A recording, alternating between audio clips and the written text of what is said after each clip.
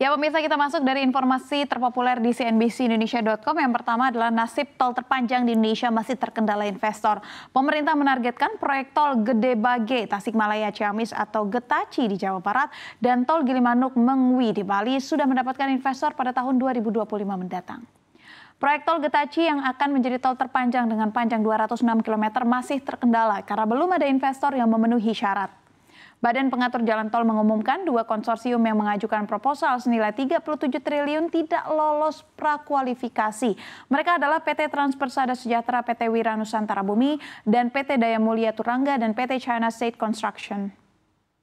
Dengan dukungan skema KPBU, pemerintah berharap proyek strategis ini bisa segera terrealisasi dan memberikan manfaat luas bagi masyarakat.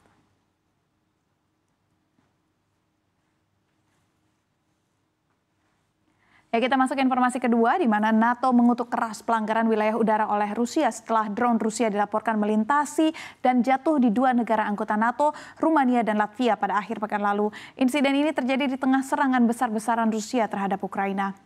Wakil Sekretaris Jenderal NATO Mircea Geona mengatakan bahwa meski tidak ada bukti serangan yang disengaja terhadap negara NATO, pelanggaran ini dianggap tidak bertanggung jawab dan berbahaya.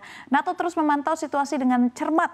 Rumania bahkan mengerahkan jet tempur F-16 untuk mengamankan wilayah udaranya. Sementara Latvia juga melaporkan drone Rusia jatuh di wilayah mereka. Presiden Latvia menegaskan bahwa insiden seperti ini terus meningkat di sepanjang sisi timur NATO. Di Ukraina, serangan pesawat tak berawak Rusia juga menewaskan 2 warga sipil di Sumy dan 4 lainnya terluka, termasuk 2 anak-anak.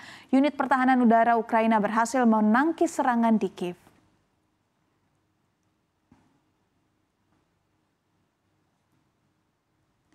Kita masuk ke informasi dari Menteri Keuangan, di mana Sri Mulyani Indrawati menargetkan melanjutkan program penanganan hak tagih negara terkait kasus bantuan likuiditas Bank Indonesia atau BLBI pada tahun 2025. Anggaran dana sebesar 10,25 miliar rupiah untuk program tersebut khususnya di masa pemerintahan Presiden terpilih Prabowo Subianto. Wakil Menteri Keuangan 1 Suhasil Nazara menyampaikan dana ini akan digunakan untuk pembentukan Komite Penanganan Hak Tagih Dana BLBI yang menggantikan Satgas BLBI serta melanjutkan upaya pembatasan akses ke perdataan dan layanan publik hingga pencegahan bepergian ke luar negeri bagi para debitur. Suhasil menegaskan target penanganan hak tagih BLBI pada 2025 mencapai 2 triliun rupiah, di mana 500 miliar akan masuk sebagai pendapatan negara bukan pajak atau PNBP, sementara 500 miliar lain akan dalam bentuk penguasaan fisik dan 1 triliun sisanya berasal dari penyitaan aset.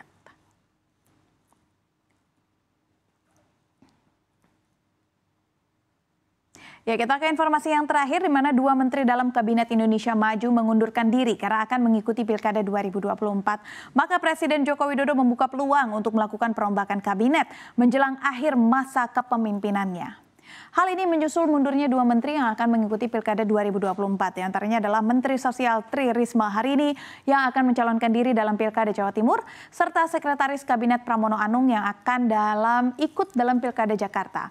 Untuk sementara, jabatan Menteri Sosial diisi oleh Menteri Koordinator Bidang Pembangunan Manusia dan Kebudayaan Muhadjir Effendi sebagai pelaksana tugas. Namun, perombakan lebih lanjut masih terbuka kemungkinannya sesuai dengan hak prerogatif Presiden.